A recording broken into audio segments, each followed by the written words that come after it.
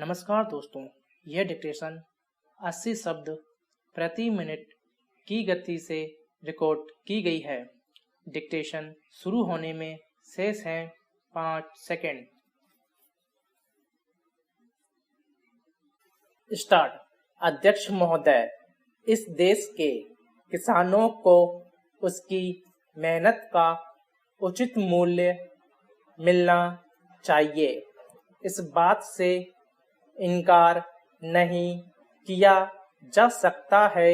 मैं इस सदन का ध्यान इस बात की ओर आकर्षित करना चाहता हूं कि जब जब भी किसानों को दी जाने वाली सहायता की बात की जाती है तो यहाँ पर कभी भी कोई ठोस निर्णय नहीं लिया जाता है। आश्वासन तो बहुत दिए जाते हैं कि हम किसानों को उनके द्वारा पैदा किए गए अनाज का उचित मूल्य देंगे, उन्हें वे सभी सुविधाएं देंगे जो शहरों में रहने वाले लोगों को मिलती है। किंतु मुझे दुख के साथ कहना पड़ता है कि इस सदन में दिए गए आश्वासनों को कभी भी पूरा नहीं किया गया है। कई बार किसानों को बाढ़ से या सूखे से बहुत नुकसान उठाना पड़ता है। उस समय सरकार की तरफ से उनको पूरी सहायता नहीं दी जाती है। एक तरफ तो किसानों को उनके द्वारा पैदा किए गए अनाज का उचित दाम भी नहीं मिलता है और दूसरी तरफ उनका बाढ़ और सूखे से बहुत नुकसान हो जाता है।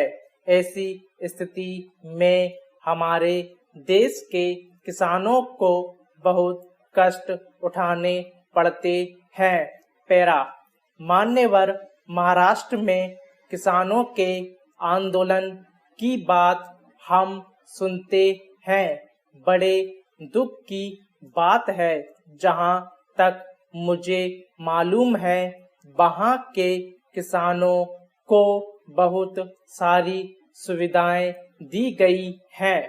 वहां के किसानों को दिए गए ऋण माफ कर दिए गए हैं, लेकिन उत्तर प्रदेश के किसानों को इस तरह की सुविधा अभी तक नहीं दी गई है।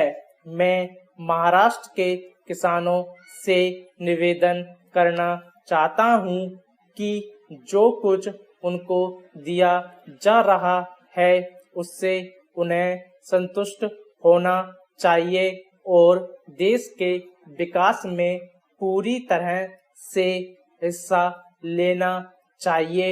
मैं कृषि मंत्री जी से भी निवेदन करना चाहता हूं कि वे देश के प्रत्येक राज्य के किसानों को दी जाने वाली सहायता के विषय में जानकारी प्राप्त करें और ऐसा उपाय निकालें जिससे किसी को भी यह शिकायत न होने पाए कि अलग अलग राज्यों में अलग अलग तरीके से किसानों को सहायता दी जा रही है। मैं माननीय मंत्री जी का आदर करता हूँ। मैं समझता हूँ कि उनके दिल में किसानों के लिए पूरी जगह है, लेकिन उनके लाभ की योजनाओं को अच्छी तरह से लागू भी करना होगा। स्टॉप।